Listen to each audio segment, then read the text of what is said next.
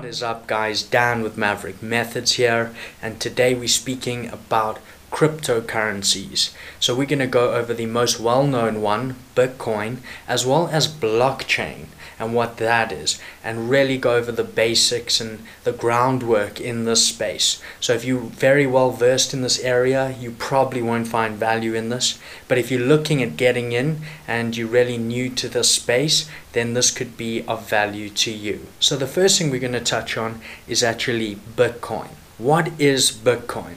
Well, Bitcoin is a decentralized digital currency that runs on the Bitcoin blockchain. So here's a few facts about Bitcoin, and these also underlie how different Bitcoin is from our traditional fiat currencies such as US dollar or British pounds. The amount of Bitcoin that will ever be created is finite. You cannot print more of it like in some of our traditional systems. And that is limited to 21 million coins. Of that amount, though, many have been lost, especially in the early days where Bitcoin didn't have as much value and was less well known. People lost them on hard drives and old computers, etc. So realistically, the amount is more around 16 point something million. And these are still mined, but there will be an end date to mining. A day where the last block is actually mined and the last Bitcoin created. And that is going to happen somewhere in 2140. So still a way away, but that is when all Bitcoin would have been created. Another point to note is the Bitcoin halving. And this happens every 4 years and will continue to do so until 2140. We're going to get a little bit more into this, but the way that transactions are verified and added to the open ledger on the Bitcoin blockchain is through miners, individuals who actually verify these transactions and add them to the ledger. And when they do that, Bitcoin is actually created and rewarded to the miner who found the solution to this mathematical problem of adding the transaction to the ledger. And that amount of Bitcoin in terms of the reward is halved every single 4 years. So to keep it simple, if a miner today received a reward of 10 Bitcoins for their performance in finding the answer to that equation, then in 4 years' time they would receive 5 Bitcoins for doing that same task. And as you can tell, that's actually going to make Bitcoin more and more valuable as time goes on, because less and less is available throughout the years until we reach that final year. Another thing is that many believe you can only buy 1 Bitcoin, and that's not actually the case. Bitcoin can be divided up to 8 decimal places, and so you could purchase even that small of an amount. So even though the price has gone up quite a bit, don't feel like you've completely missed the boat because you cannot buy, for example, a full 1. So those are just a couple of facts about Bitcoin, and now we're going to get into how you could perhaps actually get involved with Bitcoin yourself. So you can actually buy Bitcoin on exchanges, and very well-known exchanges like Coinbase exist, especially for US customers. Coinbase is very well-known, and whatever part of the world you live in, you will have an exchange that will help you convert fiat currency into cryptocurrency. So you'll transfer from your bank account a certain amount of fiat currency, say USD, and then you will be able to purchase Bitcoin, Litecoin, Ethereum on that exchange as well. And this brings me to the next point of this discussion, which is wallets. And wallets in the cryptocurrency space differ substantially from the traditional wallets we know of. And in this space, wallets actually range from cold to hot when we talk about security or safety of your cryptocurrency when holding it in that type of wallet. And we're going to touch on that now. So here is the spectrum from hot to cold, and we'll explain those now.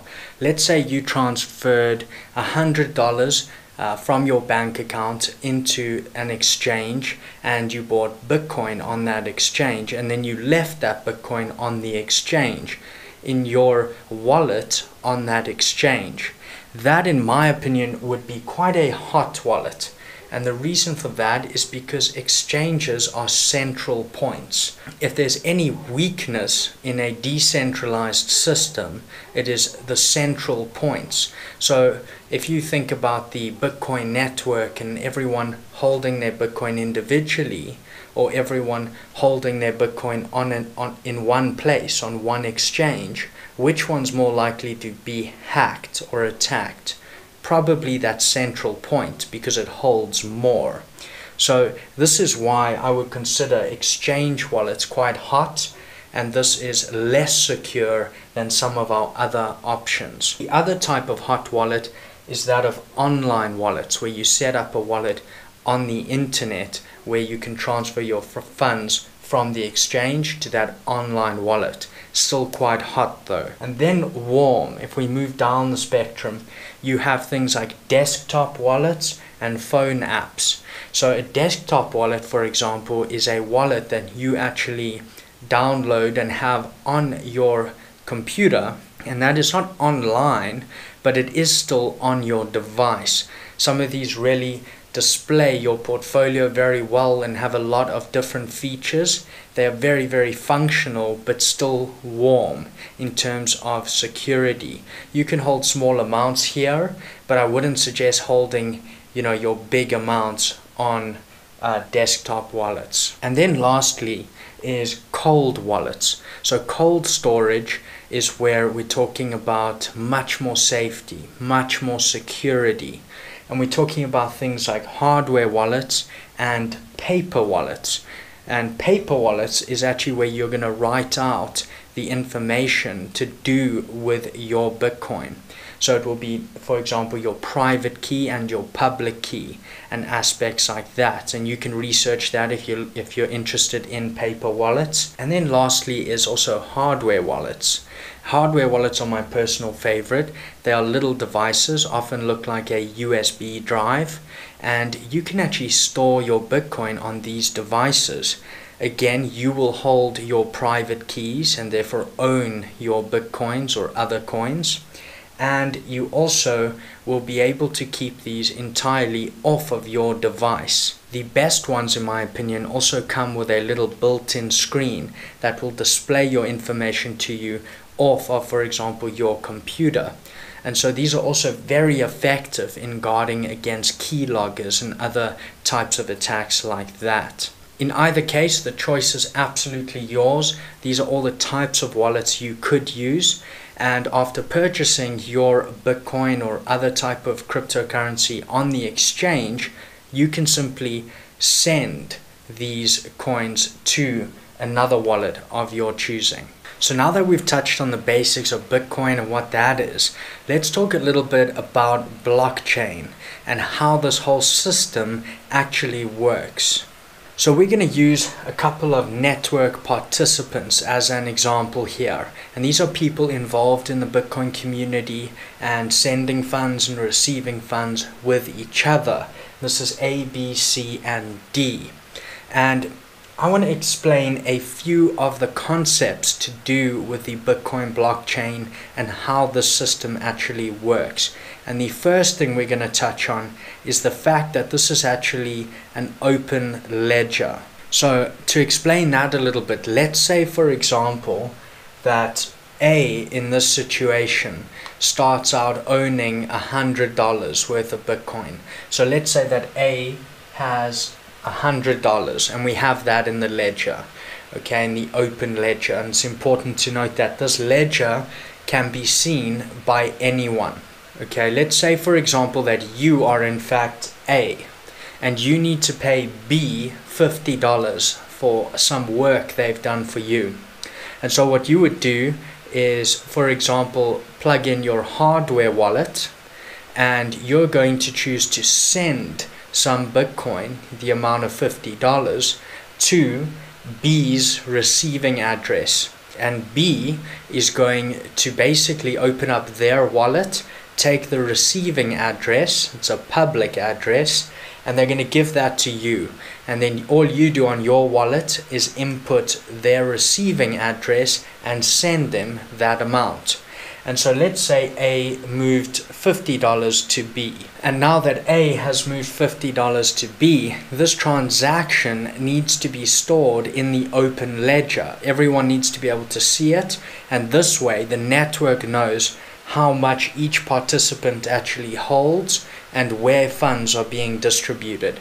So this amount will actually be placed into the open ledger. Okay, and then what will happen is this will actually be linked together. This is where the chain comes from. This will be linked to what has been previously known. And let's say B moved $30 to D, then this transaction 2 is going to be added to our ledger. And so we would have B to D an amount of $30. And so this way all transactions are kept and stored, and we know how much each participant actually holds. The second aspect of the blockchain is it's not only an open ledger, but it's also a distributed open ledger. So what this means is that some of these participants on the network can choose to run full nodes. And you or I could do this on our computer. We would just set up a few things in order to actually download the full blockchain consistently, day by day. And this will actually download the full ledger to your device. So let's say that D and A were in fact running full nodes. FN for full node. Okay, so D and A are running full nodes, and this affords this network the ability to get rid of the centrally located ledger and distribute it among all of the participants, primarily those running full nodes. So now we no longer have that centrally located ledger, but rather we actually have the ledger located with many different nodes on the network, and so it is distributed. There's not one place that you could attack and take control of the ledger. It's with many different participants. So far we have a distributed open ledger. Anyone can view this ledger. It's public knowledge in a sense, and it's held by various different nodes. But now we need to also make sure that these all align, and that we don't have a different ledger with D to that which we have with A. All of these need to be synchronized. And so this brings us into the next topic of discussion, which is actually that of Bitcoin mining. What are miners? What do they do? What's that small little fee I pay when I send a transaction? And let's get straight into that. So to keep it simple, let's say that A and D, the guys running full nodes, are also our miners. Okay, so they get an M for miners. And so let's say that B would like to move funds to C.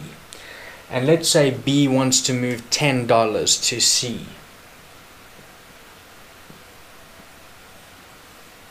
What's going to happen is that this will broadcast a transaction to the full network. Okay, so that's all broadcasted everywhere. All the miners will see this new transaction. And what's going to happen is the miners are going to use quite intense computing power and specialized computers to do two things. And first of all, they need to make sure that B has enough funds to send to C. So if we look back on the blockchain and the ledger, we can see that B received $50, they sent out $30, that leaves $20. B does have $10 in order to send that to C. And the second thing, more importantly, that the miners are going to do with this new transaction is they are going to try and solve quite a complex mathematical equation. The reason for this is that they need to be able to link the transaction into the rest of the chain. And to do that, they need to find the solution to a problem. And this is what creates the competition in mining, because all these miners are trying to find that solution first. And the first one to find it, let's say for example that D managed to find the solution to this equation first, then D is going to be able to add this transaction and link it into the ledger. And so now he has found the solution.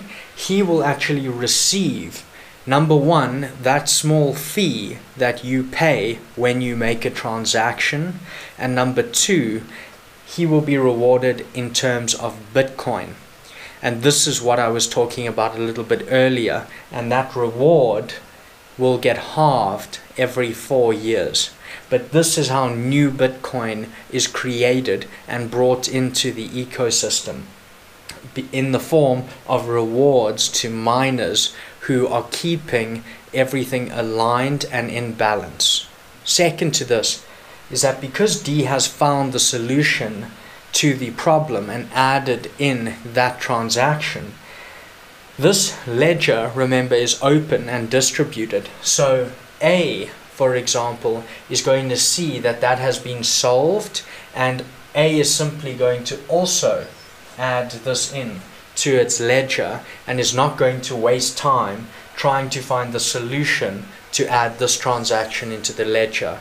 All of the miners, including A, will immediately move on to the next problem and try and gain the reward of Bitcoin through verifying and adding in those other transactions that other participants are making on the network. And so this way, all of the ledgers are actually kept the same across all of these full nodes. So guys, that is just a really brief rundown of this. It really is much more complex than that. I'm not an expert on this area. And in reality, what actually happens is that those transactions are put into blocks, which are mined about every 10 minutes or so, and that block will be added to the blockchain, and that's where the whole name comes from. But in terms of just explaining it, I think that's a little bit easier to understand as well. Another thing I wanted to just touch on with you is other cryptocurrencies. So we all know about Bitcoin, and this is the main one, but then there's all these others, and it can be a little bit overwhelming when you get into this market and realize that there are literally thousands of other coins in this space. So to touch a bit more on all of these other coins, also known as altcoins, and if you ever hear that term, it's because they are alternative coins to Bitcoin.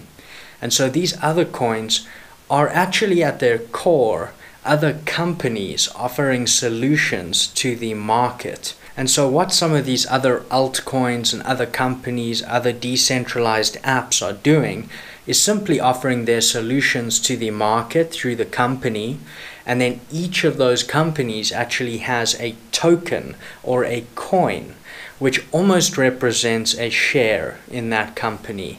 And so people trade these other coins, these altcoins, in order to almost have a stake in that company that they believe is going to do really well. So just to give you some examples, there are companies and tokens in the social media space, such as Steemit with the token Steem.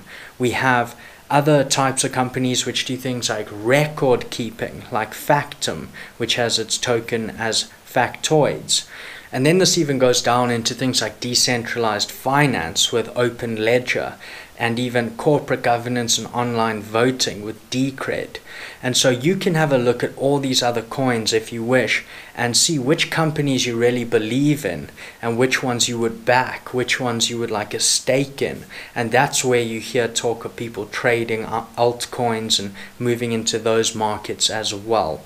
And so something else I want to touch on is ICOs. And if you've ever heard that term being thrown around, what it actually stands for is initial coin offering.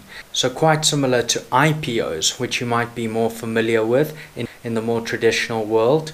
And that would be, for example, even Facebook did an IPO where they will basically say to would-be investors, here's our business idea, this is what we're going to do, would you like an early chance to invest in shares of our company at a very, very good rate? And so this way the company is able to raise a lot of funds in the beginning, a lot of capital, in order to expedite their progress and do more and more development into bringing out their product or enhancing their product.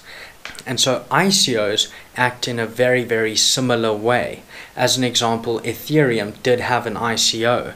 And so what they said is, this is what we're looking to do. If you want to support us and get in early, we will take Bitcoin and give you Ether tokens. And this way you almost take a stake in that company, believing that company is going to perform well. And so these ICOs are running all the time with new solutions coming out. And I'm also going to drop some links below to where you can find out about new ICOs. The awesome thing with ICOs, as opposed to some IPOs, is that some IPOs were restricted to certain individuals, whether it be based on net worth or something like that, whereas ICOs are completely open to everyone who wants to participate. And that is one of the really, really cool things about the cryptocurrency space.